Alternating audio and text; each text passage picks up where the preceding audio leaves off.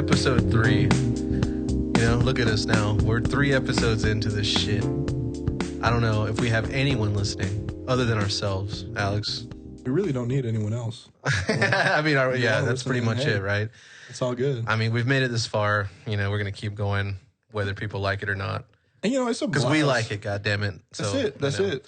You know? This is the Yolk, by the way. Let's not. Absolutely. Yeah. So, you know, we're at episode 3 of the Yolk podcast here. I am, of course, Josh Gomez. We have here the beautiful Fresh Prince of Atlanta himself. Alexander Cuadrado. Ladies and gentlemen. And we have a very special guest here. Very special. He comes from the Alps of the Netherlands. I don't know if there's the Alps in the Netherlands or what, but welcome, John Kraus. Was that the applause that you were expecting? Clapping really helps. Yeah, makes you feel good, right? Yeah. So I don't exactly come from the Alps. I am from high upstairs. In his apartment. He does live above me. That's I live true. above him. Yeah. We've known each other now for, I mean, our history goes now 2 years, I think I've been here. Something like that. I don't really keep track of time. Time is kind of it's a concept I no longer believe in. Yeah. Well, John he's a great guy. And let me ask you, by the way, you know, this is your first time being on any podcast, right? Yeah. Unless someone recorded me without my knowledge and featured it on some kind of the greatest owns of the internet compilation. Do you think you're somewhere kind of deep in the internet, John? Oh, I know I am. I'm pretty sure there's a Tumblr with some recordings of me on there. I swear I saw a picture of you. Oh, you wouldn't find pictures, but you would definitely find Didn't I recordings. show you that picture of that guy covered in like lunch meats and shit? That was not you, right? There you go. That wasn't you? No, I don't. You know, that sounds awesome, but I want to see that. I showed you that. I'll have to show you again soon. Salami all over him. Yeah, it was like bologna. Salami and bologna. Yeah, I have similar past experiences, but no, not directly me per se. Yeah. More like things in women's hair. A blog full of women's hair, full of peanut butter and jelly and things like that. Peanut butter, yeah. Just not a time I want to remember too well. That cream of some young John, right? No, actually more like women who wanted to be paid in virtual currency, and we decided to humiliate them. Oh my God! By making them put things in their hair. You say virtual currency? Are we talking like crypto or what? What are you talking about? We're talking something kind of retro from the mid to I guess late 2000s. It was called Second Life, and it was terrible. And let's not talk about it. I want to go deeper into this personally. Second Life. Like, what kind of currency is this? Is it like... It was Linden's. Linden's, yeah. It was called Linden's, and it's still actually worth money. Really? Oh my God, I've never heard of this shit, dude. Wow. Yeah, it's still around, and I still actually get paid by it. Really? Yeah. And how does that work? How do you get paid?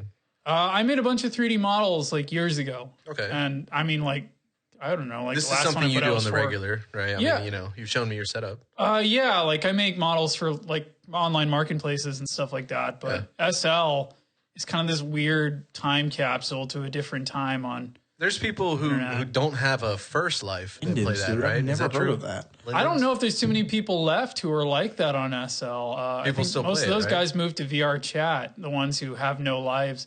So tell me, you say you work creating models for games. So I work a real normal normal daily job. Yeah. I work. Tell me about that. Clerical and healthcare. Let's Okay. put it that way. Like I sit in a desk and I monitor health monitors for elderly people. Yeah. Basically. What kind of, do you get any crazy stories that happen there? Do you get anybody coming at the middle of the night, but so there's only so much I can say about that. But like it's a wealthy establishment. Got you. We'll get back on the models. Former senators live there. Oh, okay. Or did live there. Interesting, They're no longer. man. Yeah. I think he's dead now. Yeah, like it's a pretty ritzy place. I'll just say that. Right. Interesting. But then that's your regular job. I'm a night shift guy. That's why I can that- afford to make 3D models while I'm on the job. There you go. Yeah. Gotcha. Yeah. So what else are some of these things you're into other than or if you'd like to talk a little bit more about your modeling? I mean, you've been doing that for a while. You are going to school for that. Yeah, I'm going to school. I'm attending an art school here in Atlanta. Okay. Very cool. It's one of the better ones. I really like it. One of the older students, which makes like kind of awkward. You know, I'm like 29 and most of the students there are like early 20s. Yeah. I'm the weird guy who decided to go back to school, Hey. but I'm not the only Sure, you one. blend in though. I mean, you look a lot younger than you actually are. Like them. Yeah, there you go. But they look into my eyes and they see the bags under them and like the dark circles like a raccoon. They know this man's seen some shit. And they're like, this guy either had a Vietnam flashback or he's like, I don't know. He's not like us. Yeah. We're not inviting him to the parties. Something's Let's off put it that about way. John. Something's a little bit off. Yeah. The no sleep thing probably does it. The night shift jobs will definitely do it. Oh, yeah. Hopefully I'll graduate spring this year. That was delayed because of COVID. Oh, sure. Yeah. Have you had any strange requests from people? You know, you say like, for example, second Hell Life yeah. and stuff like that. Hell yeah. What's some weird shit that you had to make? You know, a part of me doesn't want to get too far into it, but you know, I'm going to be honest. I've been asked to do weird sex shit as far as like 3D modeling. You don't have to say who. Just, the biggest industry right what? now for 3D modelers is commissioned work outside of like getting a real job with a movie company or a game studio. Okay. Or even like, you know, doing stuff for design firms. Like they want to show off their shoes. They want 3D models of the shoes that you can do a 360 That's cool. roundabout That's with, very right? cool. And they need you to do by that. the way, John's great. His work is amazing, very nice, and I've looked through a lot of it. I mean, everything I've been very impressed with, and I don't know anything about it, but it's just cool to me. It's very cool. I've turned down most of the weird commissions, and to be honest with you, the reason was I was intimidated, not because I just like I'm like, oh, you're so gross, get out of here. Yeah. Because let me be real, they're pixels. They're not freaking real. I don't give a shit about. When you say them. why intimidated? Because it's a difficult task. They're like, listen, man, I want you to model this photorealistic horse cock. I'd be like, let me be real, I'm not a sculptor. Yeah. I don't know enough about horse cocks to make it work. Does it take a sculptor to model a horse cock? First off, you have to actually look at real ones, I imagine. You can't just go ask a farmer, like, hey, excuse me, Dave, what do you know about horse cock? Trust me, there are plenty of pictures of horse cock on the internet. I don't have to ask a farmer about Try that. Alex's approach. Go up to a farmer and be like, I need that horse dick. Exactly. What you got on that horse They'll dick? show bro? you if you pay enough money. They jerk them off for money as it is. Exactly. For free, yeah. Yeah, I wouldn't say, well, maybe some of them do. Yeah, eventually it pays off. They get money but out they of got to that. start somewhere. The point is, like, Somewhere. I felt intimidated. I imagine the interns there jerk off other animals, you know. I saw that Trailer Park Boys episode, like where they jerk off the horse. Or they have to jerk off a bull. That's it. You gotta work yourself up to jerking off a horse. Yeah, I'm sure. That motherfucker kick you in the face. Well, I mean, you knock practice your head whole back. life, so I'm sure you'll be pretty good at it. How's that resume look? You know, the resume. I've been jerking off since middle school, sir. I've never worked a day in my life. You got the job. Oh, but basically, I don't know. I turn most of it down. I like things that are safe and easy, like doing clothing. I like working on clothing. And but stuff no like shit. that. Some of your own little personal projects are very detailed, very impressive. Yeah, I enjoy experimenting. The reality is, I am graduating soon, but I have not tried hard enough to find a job. A part of me is like, I don't have that much debt. Yeah. And I'm like, maybe I could just coast the rest of my life doing dumb, odd jobs. Sure. You know?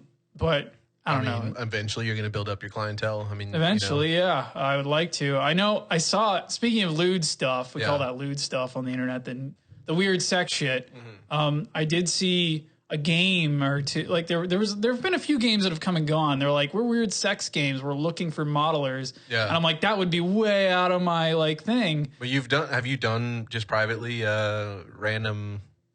Just I don't know, like graphic model, weird lewd shit, woman or a man or like I've done nudes, like I've made models of people. They're not great. They're kind of stiff. Sure. Because the reality is I'm not those a sculptor. ads you see on porn websites before you watch the porn video. That's John. Yeah, he made that. You will come in 3 minutes. Oh yeah, I remember this porn game that'll make you come in 3 minutes. I'm like 3 minutes. Press the skip button. Yeah, exactly. First off, I don't see ads on the internet anymore, guys. Oh yeah. I don't know how you haven't blocked them by now. Those are great though. Yeah.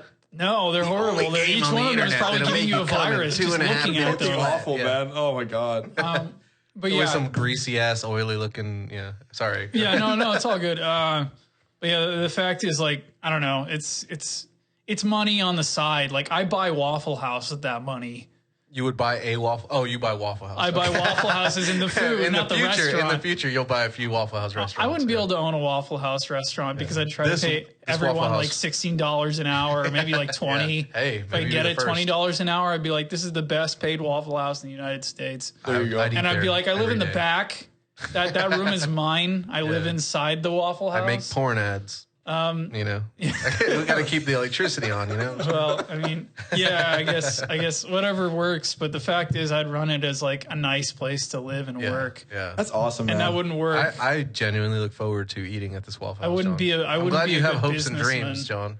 Hopes and I don't know if I have hopes and dreams. You're gonna own a Waffle House one day. I think like the only thing I want to do right now is find a nice girl and I don't know, hang out with her for a period of many years. Hey, yeah, I mean that's the only thing that I seem to care about these days, which is kind of weird to be honest with you. It's not weird. You're a young man. Dude, get you a girl that it's the most basic human instinct is like find human, hang out with them, and possibly do weird things with them. Copulate. Put penis in human. Put insert dick. Thank you. There you go. That's it. I mean, find yourself a girl that enjoys gardening as much as you do. They don't have to enjoy gardening. They just have to enjoy the fact that I'm out there gardening. Okay. There you go. They can do whatever they want. I thought you were going to say something lewd, but that's good. So long as they like museums and they like, they don't have to like museums. They have to like a little bit of philosophy, a little bit of history, a little bit of everything. They need to be a well-rounded person. This is like a broadcasted fucking, dating profile. No, hell no. I don't want to. No. I like museums, porn ads, and I do not like porn ads. In fact, that's the opposite. Most of my life is sexless. Okay, almost incredibly sexless. That's what's so funny about the fact that I interacted with some like. Yeah, I know when I was a teenager, I messed around on SL with these Something Awful goons. Remember that? Tell me about. I don't know. I'm not familiar with. That was Something Awful was a humor website that is like practically dead now. It's not like the Everything is Terrible. It was like just a little bit more. It's similar, intense? but not quite. Like, just imagine a web forum where a bunch of guys posted about how everything on the net was stupid. Their whole thing was they would find stupid things on the net, and they would laugh at them. But it turns out those who do that are the stupidest things on the net too. Yeah. So it's like 4chan basically, except it was the thing that birthed 4chan. It was the thing. Oh, it was before that. Yeah, Moot, the guy who made 4chan, came from Something Awful. Interesting. That is super interesting. He posted on. He posted. I remember seeing his post on ADTRW. That was the anime death tentacle rape whorehouse subforum Something Awful. That sounds about 4chan. And it was that is mad interesting. That's a joke. Yeah. There wasn't any porn allowed in that subforum. I don't think anyway. I don't remember. I wasn't around at the beginning, so I know the guy who recently got Me Too'd, the former owner, Lotax. I think he's still the owner, but they're trying to get it away from him or whatever. Yeah. You saying of Something Awful? Yeah, of Something Awful. Yeah. Either way, Moot came from there, and I think he got temporarily banned from the site. Okay. And he made 4chan. He was like, I'm making this image hosting site. Yes. And image hosting sites, as you know, are like based on you use them to host images so you can show them to other people. That was the role. They have a comment section. Yeah. They're very basic. Yeah. But people liked the image hosting site better than they liked Something Awful or any of the other sites. So they're like, I'm just going to post on 4chan now. Because I'm not going to get banned for posting. And the name also just, really caught on. 4chan, you know what I'm saying? Yeah, it's not just the name. It's a ripoff of 2chan, which is a Japanese, a similar Japanese image web forum site with like this weird tiered listing. Wow. This man knows. He's full of facts, trust me. Yeah, I lived way too much of my life on the internet for a time. Yeah. So anyway, moved over to the site that he made. He stopped posting on SA for the most part, and 4chan became too big to fail, I guess, in a way. It got huge, got massive. Traction, dude, yeah. Yeah, it just got way too fucking big. A lot of the people who originally posted on it a lot of people were Something Awful goons. I remember them. They were like, man, I hate SA now. I'm gonna just post on 4chan because they let me post porn, so I'm gonna keep doing that. And they did, and they posted illegal pornography. It's like anything went there for a long time. What ultimately happened to Something Awful? Is it still around? Like Something Awful I've never heard of. Something Awful is on life support. It actually has quite a large user base, but a lot of them recently left the site. I mean, it's been losing members for years. Sure. For many years, because it started back in like 2000. It was like before the Twin Towers were on the ground. Wow, okay.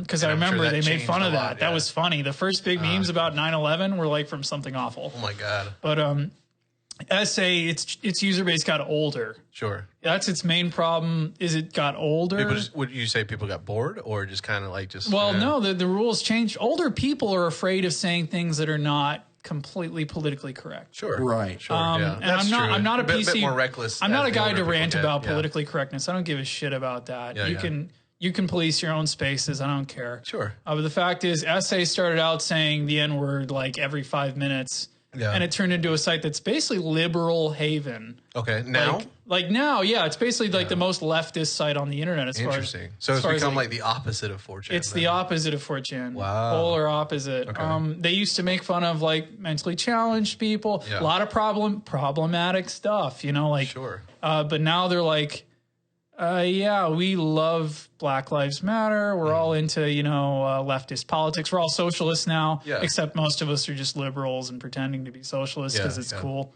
I mean, I think, you know, if anything, at the beginning, it was more for fun. And then, you know, as people got older, They grew up. Like, They grew up. Right. You know, and they grew that up. happens, A lot you of know, the funny for sure. people went to Twitter. Yeah. That's a fact. Like the most funny subforum of that place, FIAD. Okay. That was fuck yourself and die, I think is what it stood for. That was like the forum where you could still say the N-word every 5 minutes, but they stopped doing it because it's not very funny anymore. Yeah, sure. Yeah. Oh, I wonder why. Yeah, exactly. I mean, you could go the Cumtown route where like they joke about wanting to say it, but they don't. Yeah. Because they realize like it's a joke. Like white people want to say the N-word, so they're like, oh dream, man, I'm struggling. When I grow up, boy, I'm gonna say it. It's the one right we want. We want to be able to say it. Let us say it. It's just like that's such a stupid joke. It's amazing. Sure. But no, normal something awful wouldn't get that. Like right now. So anyway, Lotex, the owner of the site, the site owner who used to be the head writer for it and everything, was Me Too'd. Turns out he beats his wives. Wow. He beats all of his wives. All the wives does previous. He had like four failed marriages. This isn't that like that. How do I word this? This isn't that little person that he has like no arms or something. No, that's the guy who owns 8chan. Oh, that's that guy. 8chan. Yeah, divided the by guy who used to own 8chan. He was like in a wheelchair and he's like disabled. Yeah, and he was just pissed at the poor world bastard, doing a really problematic impression of him where he's like all wrinkled up and like. Yeah, exactly. Like he's got genetic issues that make his life really terrible. Gotcha. 8chan was his escape. Pretty much, and boy. Oh boy, did it ever become one. I'm glad he came around, interestingly enough. Came around. Okay. He sold it. He sold it. Like, well, but he admits that, it was really fucked up. Like, it became so, but I'm pretty sure he's still probably okay, I believe people can evolve. I don't believe they change exactly. They evolve. Exactly. Because I can't think he lose. Had his moment, The thing about people is like your prejudices and all your issues, you can evolve. Sure. But you cannot, like, those things will always be inside you. Yeah. Correct. And you'll always be negotiating always with them. Up to this point, they've made you who you are, you know? And I think you can work around them and, like you said, evolve. Right. I like that. Anyway, so the fact is, Absolutely. I hung around a tough crowd. No, not really. It's like an internet crowd that thought it was really funny and was at the top of the internet. But it really wasn't. As the years went on, they all thought, man, everyone knows about something awful. No one knows about something awful. No one gives a fuck about who your people are. You're That's propaganda for you. Self-propaganda. So we call it echo chamber. There you go. People live in this bubble so long, they forget they've been left behind.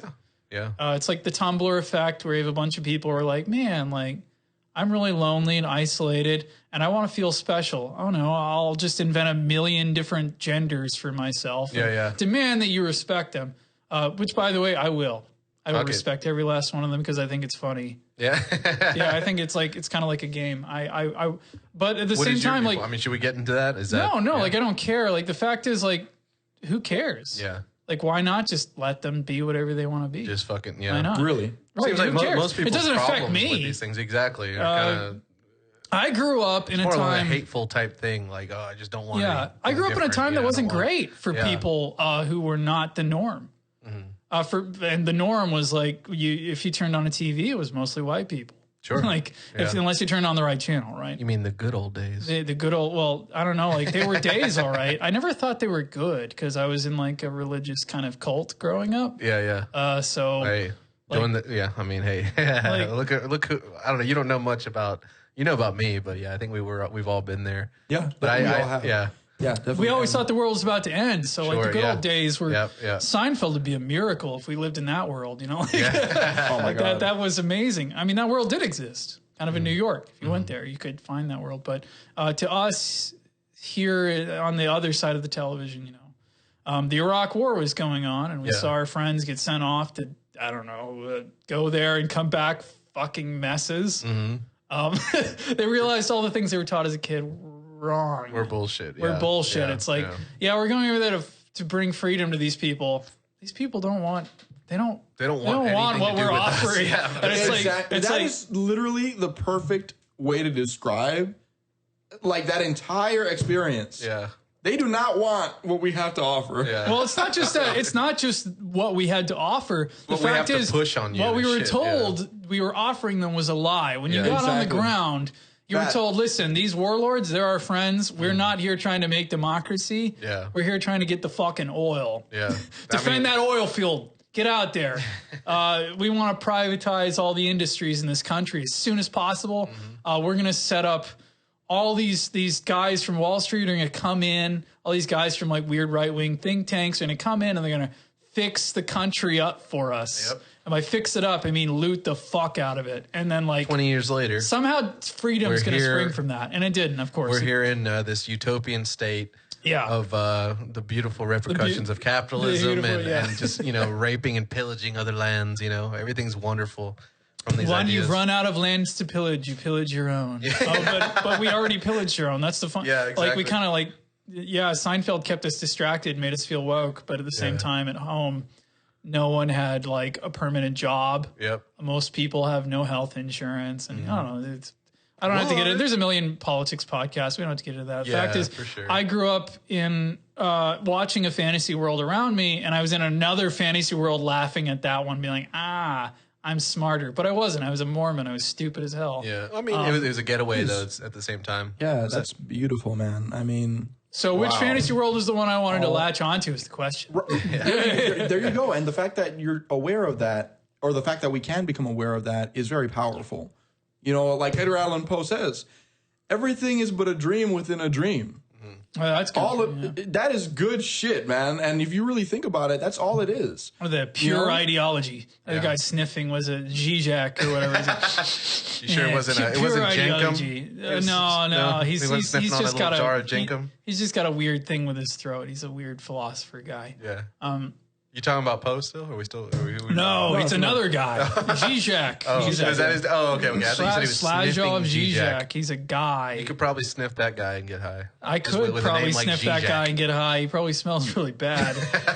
It's from like Eastern Europe. Those guys smell awful. Oh yeah. Oh God. Yeah. Yeah. Pickled everything. Slovenians. Yeah. Oh yeah. But anyway, like I don't know. I grew up in that environment, and then what knocked me out of that was probably entering the job force, I guess. A few people have said, many people, I'm sounding Donald Trump here, but many people have suggested this. The idea that when you're born into a conservative religious household and you're raised around this, all your prejudices, all the things society applies these to you as well. You gather them from your living space. Sure. Once you leave that space, if you renounce it, you're like, I'm no longer religious. God isn't real. Guess what? You're still religious. Yeah. You're still working off that same rule set. You've just changed the leadership. Yeah. The office has a new leader, and it's you. And guess what? He's got all the same problems that the former guy did. And it's just as intense as the system's thinking is still the same. The system, because the framework is still the same. You have no way to properly analyze and change. Nowadays, I constantly doubt every single thing I believe in, and every single I'm constantly self-doubting and self-critiquing. I talk to myself like constantly. Sure. Constantly debating with myself. But to dial I'll back, say something and be like, wait a minute, that doesn't sound right. To dial back though, what happened when you got this job that made things different? The financial crash of 2008. I needed a job. There were no fucking jobs in Chattanooga, Tennessee. The place was fucking there. It was bad. Yeah. We had old men at McDonald's. Okay. Old men and old women. I had a woman who all of my coworkers, because I worked downtown, were first off not white. Okay. Not a single one of them. All right. And I'd had some experiences with this because I chose to go to like a middle school.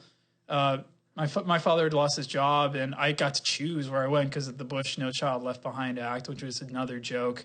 Where basically formerly semi-wealthy people could pick whatever school they wanted. Sure. And I picked one that looked like it had a good menu, like a food menu. Yeah, yeah. I tested the food and I liked it. And I was like, I want that one. They're like, that's the inner city magnet school. Okay. You're going to be the only white kid in your class. Congratulations. And, 2 hours. you went 2 hour through bus it? ride. Did you go through with it? I did. That was the How was first it? time where I began to change massively. Okay. Because wow. you kind of Okay. you I was you a kind of religious were conservative taking when I in, entered it. But you were taking in a different experience from the Right. friends you were making, the people you were being Oh, around. yeah. Like Yeah. I had to start from scratch. Yeah. Because I went into a world where People need that People weren't using more often fucking than Yes, silverware. absolutely, We didn't have actual silverware. We had plastic silverware there. The fact is, You were like asking the people, "Hey, where's the real forks? Where's the real?" no, you know, I this is kept plastic quiet. shit. I kept my mouth fucking shut. Yeah. All right, because like I realized I am you're not smarter in than Kansas others, yeah. anymore. Exactly. I'm not in Kansas. This is the inner city. Other people would go in there and think that they're doing something wrong. A lot of people didn't use silverware. That's what I'm saying. Their parents were busy working jobs. That's what I'm saying. All the Yeah, time. exactly. Or their dad was in jail, or their mom was in jail, or they only had one parent. Yeah. People Life- need to experience stuff like that, dude. Yeah. They do. You know- I think like it's like a study abroad program, but for your own society. Exactly. Except you were just like across the bridge. It was across good for the me. interstate. It was yeah. fucking good for Yeah, me. yeah. I wouldn't be a developed person at all. I'd probably be a racist piece of shit. I want to hear about this. So you That's went beautiful, into man. a school. Oh, let me with be a honest with different- you. I'm still a racist piece of shit. Everyone is. Yeah. Everyone by default is. Okay. Go with that. Okay. You'll be a much better person if you realize everyone's prejudiced as shit. Yeah. Absolutely. Yeah. The point is that we try to work past it. Exactly. Yeah, try to It's be about better what than you that. do when you acknowledge it, You not have your- just your- taking it in, accepting, You have your accepting it biases, for that. and yeah. you need to work past them. The reality is you want to change it. The worst The future evil. generation ain't like that. Yeah, man. And the worst evil is thinking you're a good person. Oh, I hate that shit. You have to come to. I'm not a good guy. I was a nice guy. I'm not a nice guy. I don't care. I don't care what you think about your good deeds. Like your tax dollars go to fucking war crimes. Yeah, basically. Yeah. You're unaware of it, but dude, you are. or you are Or an fully entire- aware of it. yeah. Yeah. The entire slave state And you're based just off like, like, oh, well, it's the their prison fault. industrial complex, whatever, but all that shit. Yeah. Yeah, and the point is not to kill yourself or beat yourself up over it, but humble yourself down. Like you are not. Like Yeah. there are so many holier than thou types. It's like, dude, you are responsible for so much untold evil. You know, if you just acknowledge it, dude, you've already. Well, I can't get blamed for what my ancestors did. Yeah, but you're perpetuating but you're the fucking, still living you in the know, society they built. Exactly. There you go. With all And the you're not structures and acknowledging rules, any of the negatives, hierarchy. yeah. We call these hierarchies. Sure. The idea of like the white race. First off, that was where I started to realize the idea of the white race was bullshit. Mm-hmm. When I got to live in this inner city magnet school. So And awesome. listeners, if Yeah. you couldn't tell, John is very white. I'm the whitest according to fucker our on definition. planet Earth. Okay, so If let's you hear. could find like the whitest person, it would be me. But not an. I don't know. I think most people are like me secretly. They just don't want to acknowledge it. As you were saying though, John, you were saying so you're in this new school, new experience. Oh, right. So we You were know, originally talking about this is 2008 fresh. and me getting a job, but I guess explaining this is where I lost faith in religion. Okay. This is where I lost faith Good. in the white project. So being raised a Mormon, Mormons are actually really multicultural. They have a lot of Latino guys, Latino people. Yes, in that's it. true. Yeah. Whatever you want to use, Latinx. I don't believe in that fucking term. Fucking Yeah. just call it And- Latin. and I'm Latin. works. Latin. It's I'm like, Latin, get the fuck outta here, I think dude. it's pretty stupid. Latin And- works. It's already multi-gendered. Who gives a fuck? yeah. The fact is, I ended up in this school, and because I liked their cafeteria food, that was the only reason I went there. I liked the biscuits and What is gravy. this flavor? It's fucking stupid. I haven't eaten that goddamn I was a kid. Mormon food. I'm sorry. Anyway, so I went there, and I had a. It was rough. Yeah.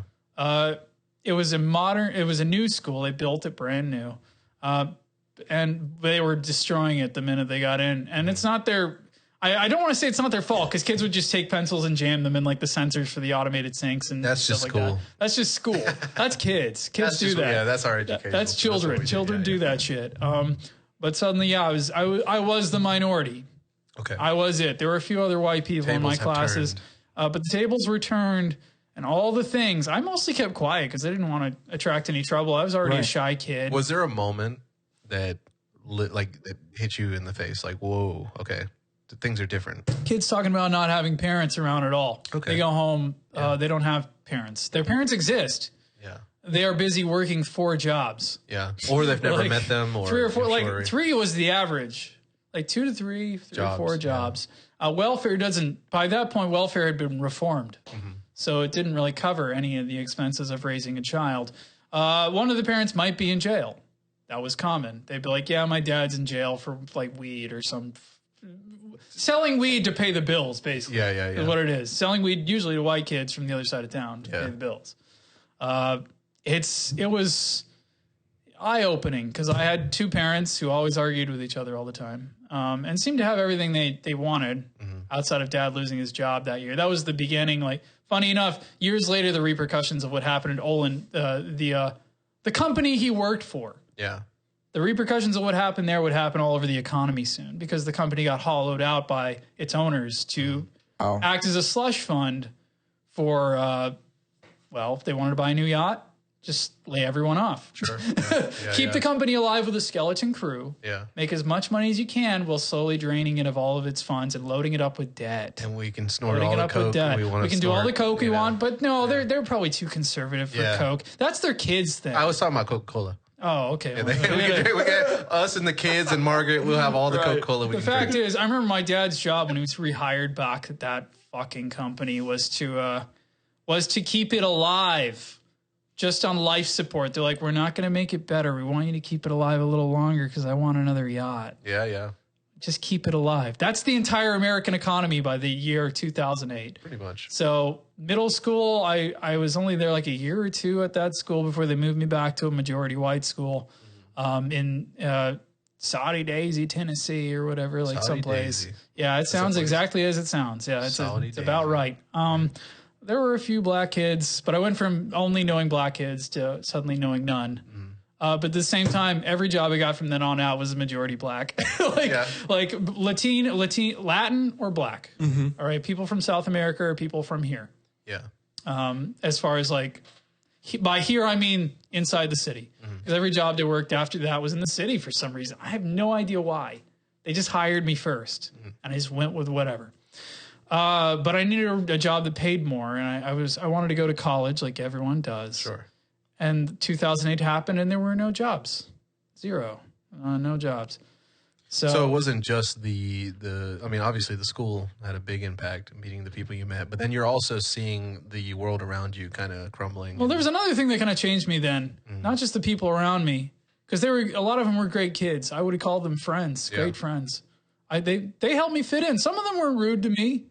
But that's all kids. That's kids. That's kids. Gonna happen, exactly. But most of them were like, yo, man, like, hey, you're cool. You know, like, you seem like you're kind of slow, but that did change my worldview. Also, my teacher. Yeah. My teacher was a really great teacher. I was a conservative piece of shit when I entered that school. By the time I left, she had fed me sci-fi novels, 1970s sci-fi novels, which were really, they were considered very progressive. They were like looking into the future. They're like, what's the future going to be like? And they're like, well, there's going to be people with multiple genders. There's going to be people with races as we know them are going to break down because most of it's a construct anyway. So that was the kind of novels I was reading. I was like, oh, damn, maybe they're true. They are. I don't remember any of the names. I remember the stories. It impacted you, and it made right. It made a huge deal. A dent in your spirit, it made a massive deal because I realized there's more out there. Yes. Than what I'm seeing. So let's fast forward a little bit then. So obviously, awesome, dude. this is interesting because it's not the type of situation that a lot of. I'm just gonna say white America. More fucking people need to experience shit like that, dude. Yeah, they need to be taken out of their comfort zones. You know what I'm saying? Live in a hut for a month and see what life is like. It would be. If I live in Africa, you could just live in downtown Chattanooga. There you go. Yeah, exactly. Just live next to where the Harriet Tubman housing complex. It would be quick and it'd be fucking easy. And that's the thing a lot of people are just trying to preach is that, I use Africa just because. No, but sure. Yeah, But the thing is, like, I mean, even I don't know how you grew up. We grew up in a poor household, and this was my household. When I was born, things were getting better. You know what I'm saying? And it was still poor. It was still, different things we were limited in doing. We were still, just 4 brown people in a home, and as I got older, I didn't realize it as much as a kid, but as I got older, I kind of see the reality of what we actually did live through and stuff. But it's such an easy, simple thing that people don't want to accept because they've never, ever encountered it. This is not part of life that they understand. Like you said, you started off in, a conservative home, you had your parents, you had, they had jobs, they had, and it's not hard for people to understand. Well, they didn't have jobs concept at the time that middle school thing happened. That Ellen. The company we work for, but I'm saying, but growing up, But yeah, no, I agree with your thought there. So later in life, though, so this kind of changed you. I mean, I became that shitty atheist after that. I will admit, you had no choice but to give up hope, right? But they didn't fix me. Yeah. The fact is, like, I was still. So I lost God, but now I'm still a racist little piece of shit kid. I mean, it's a work in progress. I mean, like, the school doesn't fix it, right? It makes you more aware, which sure. Like, I didn't believe in like racism, I guess, in the way I did before. Yeah, I'll agree. Yeah. What really changed me though was entering the workforce for the Boy Scouts of America. Oh, all right. That'll do it. Yeah. Right? So tell me about that. I went from being religious to strictly non-religious to suddenly like I need a job.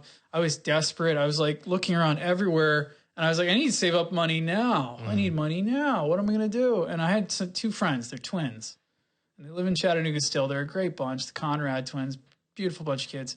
Well, they're not kids anymore. They're old and they have beards and they're fat now, but they used to look exactly the same.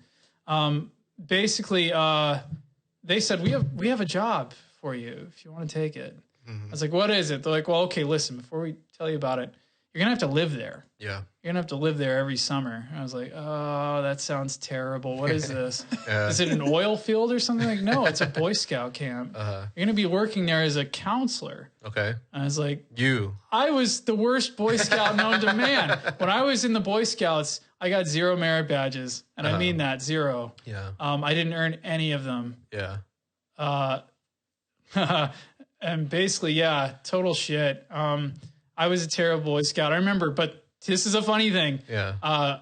I skipped all the classes when I was sent to these weekly camps. I didn't like it. I didn't want to do it. I liked the idea of camping and being outside, hiking and stuff. And my experience with Boy Scouts, I never got to do it, but I remember they'd always give those fucking little flyers out in elementary school, and I was always like, oh man, look, he's climbing a mountain. I've never even come into contact with any kind of like Boy Scout in elementary school. You never the Eagle Scouts or any of that. So what must the be kid climbing the mountain or any of that shit? You never got any of that, dude. No, it never like came into my awareness as something like, oh man, like Boy Scouts. Dude, I wanted in. Maybe in movies and TV, they got to wear fucking cool clothes and they have badges and shit. What must be stated is that the Boy Scouts started out as a civic org. Okay. It's kind of a paramilitary kind of thing, you know. As I got older, yes, I was like, wow. But then what happened is, you know, the United States government kind of, their priorities changed a lot. They stopped doing as much fascist adjacent shit. And let me be real, the Boy Scouts kind of like, it's a paramilitary org. Okay. It is training you to be like a civic citizen, basically. Yeah. And part of that is kind of cool, but another part of that is like, that's fascism, dude. Yeah. You're training the next stormtroopers, basically. You know, getting kids involved. Yeah. So the Boy Scouts went through a weird transitional period where they're like, we're not a fascist org. We're not the Hitler Youth. You know, like we're not training your kids to go march into the Mideast and do our wars. But they kind of were originally, but now they lost. So here's what they became. It lightened up a little bit. Here's what they became. Sure. The organization was slowly taken over by churches. Okay. Churches, religious evangelical churches especially, became the main arbiters of what happened in the org. Okay. Because it used to be schools were the ones who had all the Boy Scout troops. You would be like, oh, you're troop 416 out of this high school or this middle school. Okay, cool. Yeah, that sounds cool, right? Like you'd have like a teacher who would like be the host. That didn't exist anymore by the time I was part of the org. So I got a job with these people as a low-level lifeguard. Yes. I treated it like a job. I had no loyalty to the organization itself. I had a loyalty to keeping my job. That's all I cared about because I was like, if I go home, there's no jobs. Like this is it. So I went out to live on the plateau, like in the like kind of the Appalachia, middle of nowhere. I went from being kind of, you know, like Chattanooga is kind of a city that's multicultural, diverse, not as much as Atlanta, per anything. Sure. But you saw more people who were different than you. And then you went to Appalachia. There's no one who ain't different than Appalachia there. They're all the same. They are all the damn same. You're a long way from home. You're a long way. Yeah, you're a long way. Banjos and shit, right? Yeah, basically. So you go out there and everyone is either really rich or really poor. that tends to be the thing. But poor is kind of, it's a misnomer there because like, yeah, they're poor, but I don't know, they make do. It's weird. They have, as long as they have cable TV and they have a trailer, that's living to them. Who cares? They're fine with that. I don't know if they're happy, but they're fine with it. Sure. But I went to work this camp and I stayed there for 8 years. $500 a week. Wow. Okay. Wow. That's good. Yeah. Yeah, that's better good. than some people are doing now. Pretty good. Right. In modern day, That was pretty good for society. the time. I went from being a lifeguard to being a higher staff member. They immediately said, "You have potential, Started moving man. up. You can't save a life at the pool." Sure. But you know what? I think you could run an entire area in this camp. Yeah. Little did they know. Little did they know I had no idea what the fuck I was doing. Yeah. But they put me in there, and I got in charge. I got a staff. They gave me employees to boss around. They gave me a staff. I got to pick them.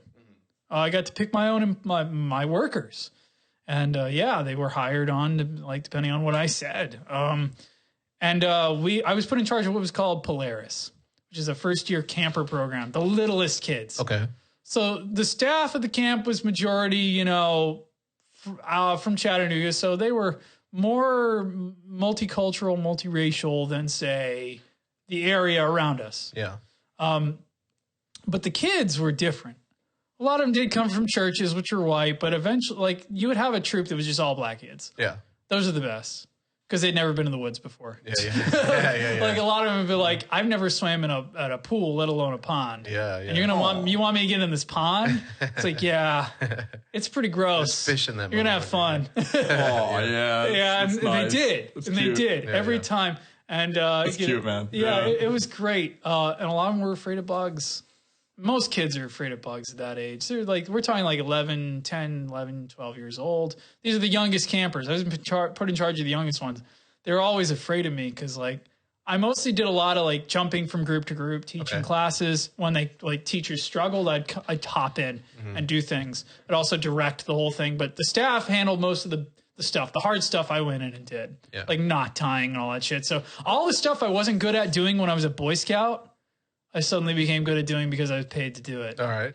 Yeah. Isn't that funny? Yeah. That's how I didn't know any damn knots when I was a kid, but now it's like I know all the fucking in. knots because I'm getting paid $500 a week to do this shit. Yeah. So but I remember so many stories, beautiful stories that changed my outlook on humans, on people in general. There was a child who was afraid of insects and afraid of the dark. And once a week, you have to take these kids out and camp with them, like in the woods, away from their friends and all that stuff. Learn a little bit more about them. And they have to set up their own tents and live in them for a night. It's scary.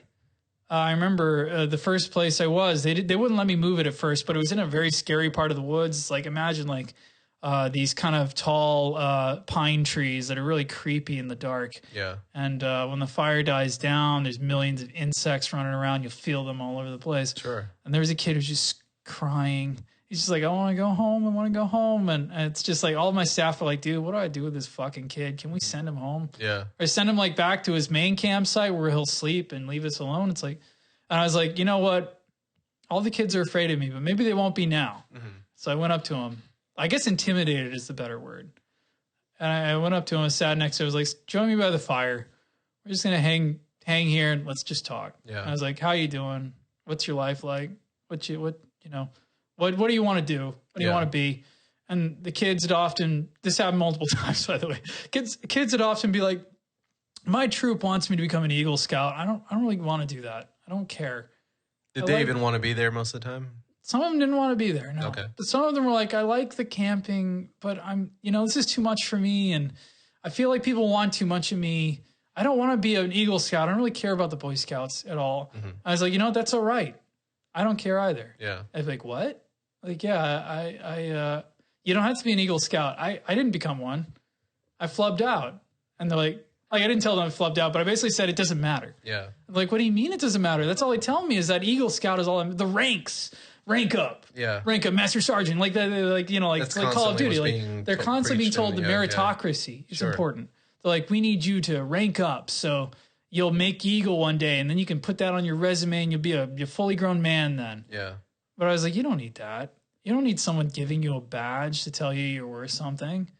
So you were teaching these kids actual lessons, actual life lessons. I was basically telling them it doesn't matter. This organization. No, you're here for fun. Yeah. You're here to have a good time. if you're not having fun, I'm not having a good time. That's for sure. Yeah. But basically, like, you're here to have a great time, to have some memories to bring back home. This might be the last time you see a forest for a long time. Mm-hmm. You know, like, this might be the last time you get to dive into a pond, a real pond, like our ancestors did, you know, like, this might be life-changing for you. Mm-hmm. And that's what matters, the things you take away from this, not what stupid badges. You're going to lose those in like 5 years. If you get any of them. Yeah. You're going to forget all about the dumb badges. None of that stuff is worth anything. Yeah. And I remember parents bitched me out. They'd be like, what do you mean you're telling my kid he doesn't need to get Eagle Scout? What is this shit? Yeah. It's like, well, guess what? He doesn't have to. And there were so many things I was told to teach them. And I did teach them because I was required to. It's my job. Yeah. I was paid to do it. But at the same time, I also inserted a lot of things that were like, hey, you know, life isn't all about like ranks. It's not all about what people tell you you're worth as a person. This badge doesn't mean shit in the real world. Like, it really doesn't. Were there kids that kind of, I'm sure, that were very much like, gung-ho. I got these badges, man. Oh, Yeah, yeah. I'm There going were kids who were places, desperate to please. They're like, listen, man, Yeah. I've got like hundreds of these fucking badges. What do you think of that? And I'd be like, all right.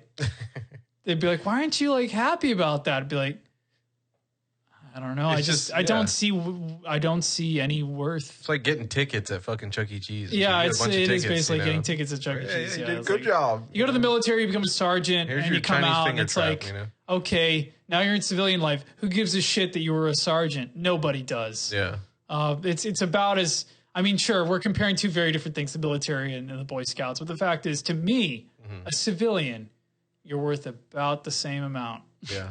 Like, in the end, like you go to McDonald's, try to get like a what do they call those like hero discounts, like That's the, like a the 5% veterans off of discount, right? Be like, Yeah. yo, man, I'm a veteran. Give me like $5 off that foot long. off that 50-piece McNugget. I would give the same discount to realize, a. dude, how worthless that shit is, dude. Oh Yeah, my it's god. It's like, I fought for this country. Now, listen, I give me fought that for this filet-o-fish country. half off. I fought for a little known military called ISIS in the Mideast. No, I deserve a discount at this Subway. 3 hash browns. Well, sir, I don't 2. think you deserve a discount. That is fucking hilarious, dude. Oh my god. But the fact is, I basically gave them, I told them, listen, like, life ain't all about, it's who you want to be. You are your choices. You are your choice. If you want to get all those dumb badges, you can. I'll encourage you. I'll even help you. The fact is, if you don't want to, it's okay. It won't fucking make Enjoy this fire. Yeah, exactly. Enjoy this wonderful You're fire like, I'm making in my these woods. 500 every week. And I told them the woods right now are scary. They're going to be scary as shit. Yeah. But when you're older, you're going to remember this, be like, wow. I think they learned more from you than they did the Boy Scouts. Probably. I don't know. I can't say. I don't know. I mean, those are life lessons that you're teaching. Only they them, could say. Yeah. Only they could say. Right. I mean, oh, yeah, that's true. In the Some end. of them would totally think it's a waste of time. But some of them probably came away feeling amazing. And they're now working at fucking Applebee's. So, you know. Probably working at It happens. working at Applebee's or Forever 21 or whatever. Yeah, Like exactly. If malls Put exist it on in their like 10 resume and years, shit. they'll Yeah. be there. I got all the badges. I got all the badges. All right, good. You know, Well, now most of them here's your didn't get the box badges. cutter. That's the thing. Yeah. The speech I gave them just made them smile and feel good. That's what I'm saying. That's what all I'm that saying. Those matters. are more things that matter in life, you know. They went back to their normal lives back Yeah. in society, and they felt like, the badges didn't matter. I had a great time at camp. Thanks, whoever the fuck you were. I don't remember Right. your name, counselor. I Skinny wonder if white they remember my name. man, Some of them number had 3. nicknames for me, and I don't remember. Yeah, that's cute. I don't remember what they were. I bet they were friendly ones too. They I weren't do assholes. remember now. Yeah, what is? Oh my gosh, it was a Sour Kraus. I told you, that's cute, man. That's really nice. Kraus, yeah. Sour Kraus. I like that. They thought it was That's- too that's serious. clever. That is I was fucking too awesome. serious. Yeah. So he's the most serious guy. Was the one who was like, the ranks don't matter. Yeah, None of yeah. that shit matters. Sour None of Kraus. this matters. How ironic, Just a how sour ironic. Remember that Kraus. Aqua Teen Hunger Force? The guy Carl. Yeah. Carl. None of this shit matters. Yeah. None of this matters. That was That was you. Like that was basically me. But they saw Boston the accent. cold exterior and they thought, you know, he's scary. Yeah. The reality is, like, when they would cry, when some kid would break down crying in middle class, I want to go home. I'd be like, come sit next to me. We'd go sit on a bench, off away from everyone else. I'd be like, man, I don't want to be here either. Yeah. I want to go home too. Yeah. Listen, we're here together. So, John, what were some of the weird things? When did what sort I of? want to get into the drama shit. Okay. So the Boy Scouts of America was going through a weird transitional phase where the conservative kind of religious right had completely subsumed the organization, which means politics. That escalated. Politics was all that mattered. Yeah. So by year 6 or 7, I was way high up. I was doing great. My program went from having like 50 to 60 to 70 kids in it to having 200 because I'd done so well. Yeah. I had reformatted my program in Polaris so well that there were like hundreds of kids now. They're like, people are coming from other camps to come see you. Yeah. And to come get your training. I was like, what? Did they paint? Did they put a painting of you on the wall and shit? No. But basically, like they were doing great. Like the kids were doing great, and I didn't know why. Yeah. I had no idea. Like they were learning what they needed to learn. You were just telling them that this shit sucked. The program kept getting better. I taught them cooking. Cooking had been cut years ago before I arrived. I added cooking back in because I thought it would be fun to cook. Yeah. Oh man, was I wrong? But you know what? They had fun. Yeah. They had a lot of fun. They got to learn how to use stoves and all that shit. But anyway, the point is politics came in.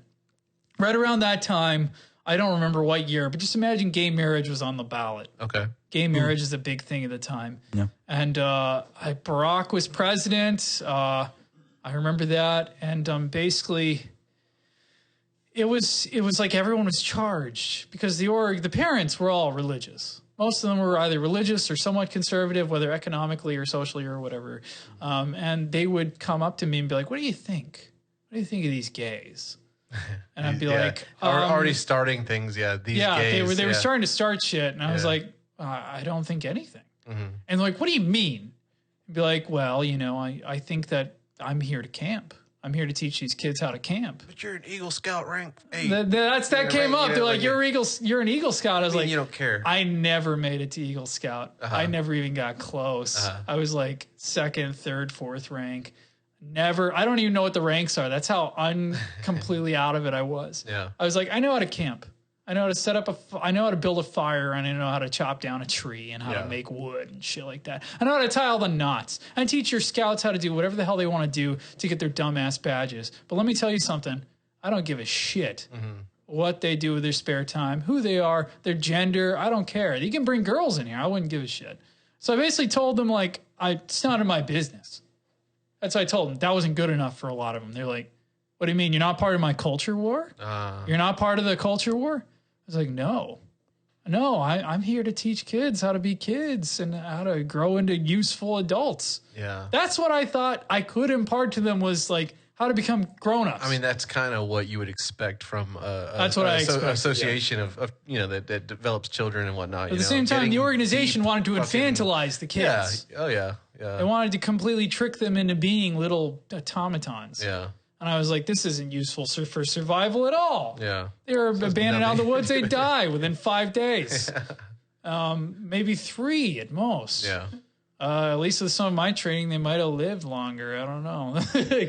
Maybe, actually, probably. Probably keeping them alive in today's world. So the point is, politics became a bigger part of the org. You started to see the NRA did a huge blitzkrieg on the organization. The shooting range people suddenly... Boy Scouts. Yeah, and the Boy Scouts. The NRA getting involved with the Boy Scouts. They were always involved with the Boy Scouts since I had joined, but they became more involved. They see the NRA and a lot of these like right-wing think tank types and stuff like that. They were throwing tons of money at like kind of like they needed loyal voters and donors. And start them young. They needed to start them young, yeah. And so the BSA became kind of like torn between wanting to avoid the image of being a paramilitary organization that was religious, right? But at the same time, they were like, well, we also need to get more members because we're hemorrhaging members right now. Sure. No one is joining, especially as the gay marriage stuff ramped up. Things got worse. So they changed out their leadership. They got a new leader, former head of the CIA. I don't remember his name, but I remember that's all they would tell me was, yeah, he used to be one of the heads of the CIA. Interesting. And so they got him to be the new leader. Very interesting. Let me tell you something about technocrats. They don't believe in anything. But they do believe in efficiency. And when this guy saw the org wasn't going to last more than 10 years, he was like, oh, shit. We're going to go broke before even 5. So Did we he got just get out or what? Or No, what he did is he said we got to do some reforms. Okay.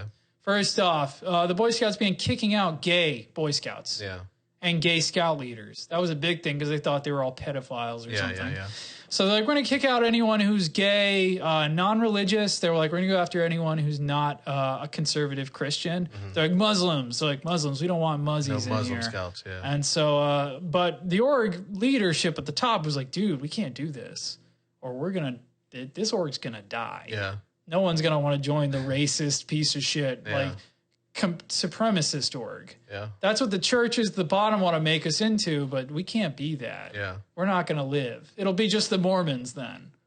They'll be the only ones running it. Back in this shit. Yeah. Basically, yeah. And the Mormons had a controlling stake. As I said, like 75 to 80% of the stake of the org was now Mormon. Oh, wow. Yeah, like they controlled a lot. Just with the money. They brought in the most money. So a weird thing happened where I was suddenly confronted with the idea that I was moving up in this camp structure, I guess. And I was getting noticed and people were having me come talk about my program and how well I was doing. And I was having to hide more and more who I was as a person. I was going to say, in the back of your mind, you knew the real dealings of things. And yeah, I knew the real dealings. And they were asking, what's your secret? I was like, I didn't want to tell them I'm completely unpolitical. Yeah. In fact, I'm a socialist. Yeah. Like this was many years before socialism was back in vogue. Yeah. Because during Barack's time, the liberals were riding high. They're like, yeah, we won. Fuck you, Bush. Fuck you, conservatives. The reality is like Obama was a creepy neoliberal ghoul himself. Basically, yeah, I was in this camp through all that fallout. And I thought, you know what? Some uncomfortable questions, I can live with that. I'll just tell them, listen, I'm non-political. I don't care. Yeah. You know, it's not my business. I'll teach gay kids. I'll teach any kid. Yeah, exactly. I don't care if they're women. Bring the women in. I don't care. Yeah. And a lot of them were like, ew, I don't know if I want my kids being taught by you anymore. I was like, well, take them somewhere else. I don't care. Yeah. You see the results. The program's doing great. You want to take them somewhere else? Take them anywhere else. Yeah. The results are here. Yeah. You want your fucking badges? You come to me. All right. Yeah, exactly. It's kind of funny. That's the sales pitch. You should have started your own little sect of the Boy Scouts. No, I don't give a shit about the Boy Scouts whatsoever. Did not give a fuck. It was a job. You guys have an exodus. It's cute. The idea is cute. Going out and camping. Yeah.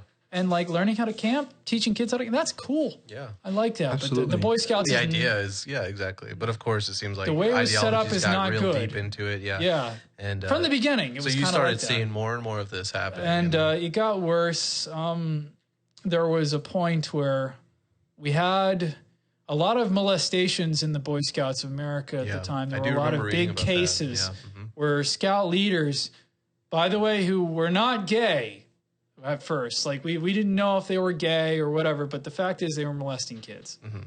But this turned into, all the religious people were like, well, it's clearly because we let gays in. Yeah. All of a sudden. That became a huge firestorm. As if this was probably not something that was happening. So this new head of the org was like, then, that's not true. It's not because they're gay. It's because fucking child molesters exist all over the place. And it's a power thing. So you would say, I mean, they were trying the higher the higher up. Well, this higher up in particular was trying to move it more towards like, listen, to survive, we have to get these liberals back in on it. Yeah. Or we're gonna die. And so he said, gay people, we're not kicking them out anymore. We're gonna let gays in. Also, the non-religious atheists, let those kids back in. He was like, the leaders can't be atheists. He's like, but the kids, let the kids back in. Sure. Why would you stop them from having a good influence on their life, right? This immediately resulted in, I think, my last 2 years, a massive exodus of religious scouts. The Mormon Church announced it was leaving the Boy Scouts of America. They were like, we're pulling out. I was like, am I going to have a job soon? Yeah, exactly. I was like, could have had a job with the higher org. I could have left the camp and gotten a job as something, I don't know what, with the org, but the org doesn't look like it's going to exist anymore. Yeah. It's funny, the guy who didn't give a shit about anything, suddenly thinking about getting a job with an org that wants you to give a shit about everything. Yeah. But the last year, so this is where things get really funny. Okay.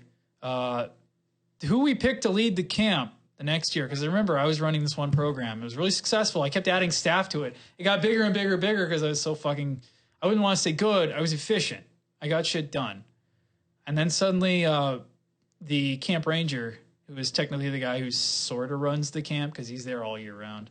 He said, listen, I just fired the guy who is going to be the program director this year. I want you to be the program director. You're going to be the head of the camp. You're going to run the whole fucking thing. Yeah. This is thousands of people, thousands of employees and staff. And I was like, there's no way. I don't want this. Like, I want nothing to do with this. Yeah, am I still making my 500? I did ask that. Well, no, I asked that later. But I was like, this is nothing. I don't want anything to do with this. Yeah. This is the kind of guy who goes up in front of the entire camp and like sings and dances and leads cheers and marches. And it's just like full of energy. Is usually a fraternity guy. Yeah. My first boss, there was a fraternity guy, and he headed the camp for a long time. I loved that guy. And he was one of my best friends while I was there. Totally the opposite of me. Yeah. A frat guy who could drain like 1 million beers and just partied hard. I was like working out all the time. Yeah. Cool guy. Amazing. And then he was gone. And then they had some shithead who I didn't like. That's who they fired. Yeah. Was the guy who was going to replace him. They're like, listen, man. He said, listen, we're out of people. You're it. You're the only one who seems to be making this work. Yeah. So if you don't do it, I'm not going to hire you back. And I was like, okay, are you going to pay me $500 a month? Yeah, the entire time. He's like, I'll pay you more, maybe more if you come back and do this. And I was like, so you got to realize I have no idea how to do this thing you want me to do. Yeah. I'm a guy who spent most of my years playing computer games. I played Gary's Mod for really like 7 years. Yeah. Like, I have no idea what I'm doing. A hardcore computer gamer suddenly was put out in the woods and got good at it. And he was just like, don't worry, I'll lead you. I'll lead you through it. I'll tell you what to do. You'll be like my little puppet. I'll make you dance. There you go. And I was like, all right, you better tell me everything to do because I have no idea what the fuck I'm doing. This is like, I knew how to boss 8 people around. I didn't know how to boss like 1,000, 2,000, 3,000 people around. Yeah.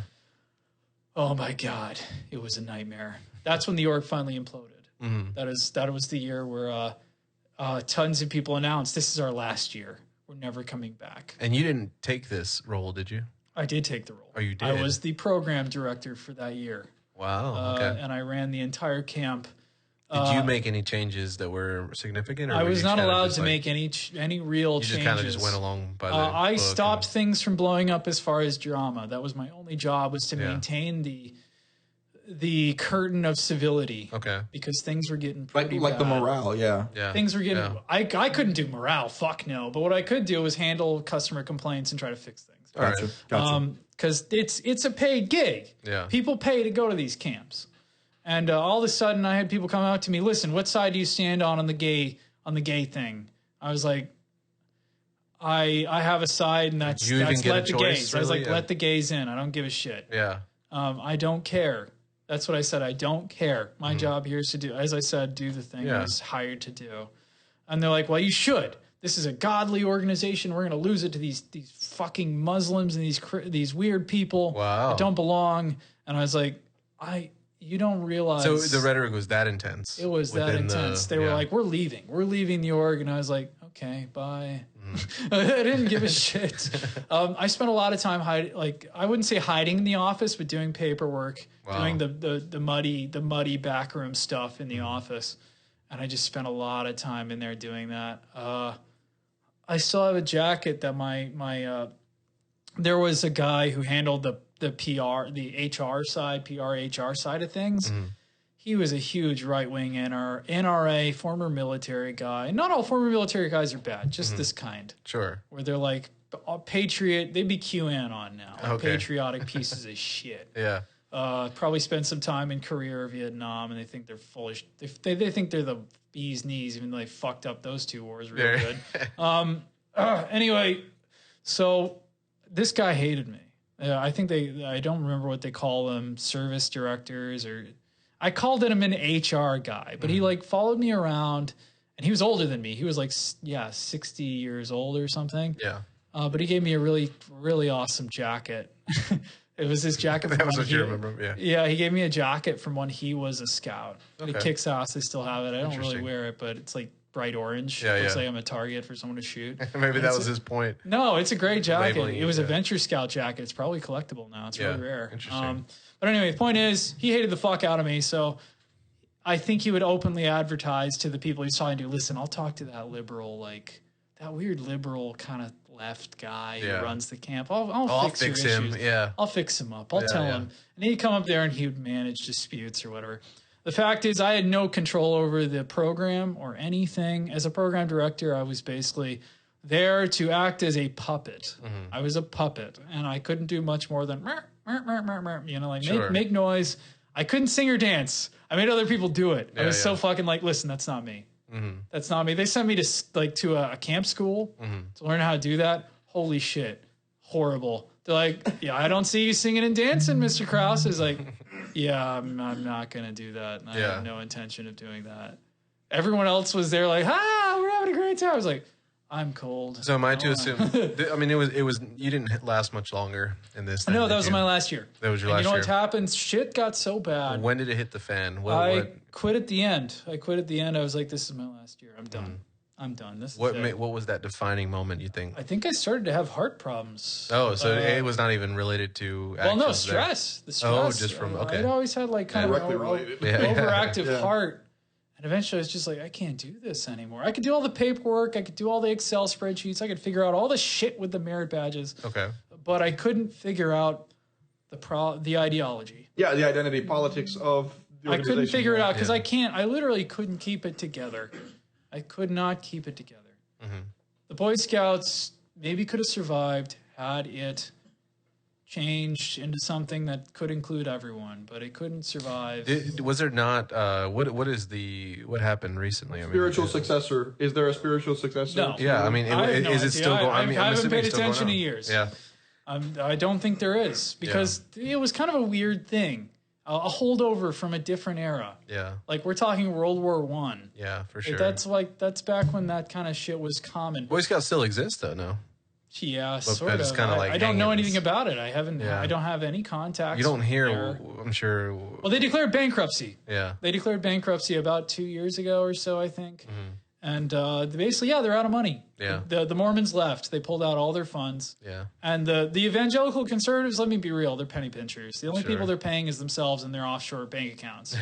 So that's that. I spent my years there, and I learned a lot about human nature. Because I got to learn, like, liberals can be terrible. Sure. Conservatives can be terrible. The only thing I didn't see a lot of outside of my immediate staff, I had a bunch of friends. I had a bunch of friends who were staff, and we made, like, they call this kind of like the shadow rulers of the camp, because we were like a bunch of guys who just got along, and it turns out we were all left, like far left. Like talking like anarchists, socialists. Like I wouldn't say there were any communists, but you know, the kind of guys who'd be like, "Yo, man, like fuck the cops, we want to disband the police," that kind of thing. Like we didn't respect authority. We didn't really expect not authority that had no meaning to exist. We didn't expect. We didn't like it. And we were all friends, and so I quit. I think the 1 week before the end, I was like, I'm out of here. Like most of the campers were gone. It's the final week, and I think they had Cub Scouts in there. I was like, I can't do this shit anymore. I'm gone. Bye.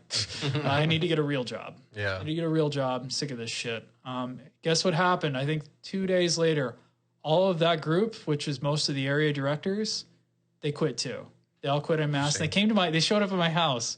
I owned my own home at the time in the Chattanooga Valley, and they showed up, and they knocked on my door like, "Hey, we're here." I was like, "Dude, don't you guys have like a whole week or so left of that camp?" Like, "No, we all quit." That sounds like the end of some great movie.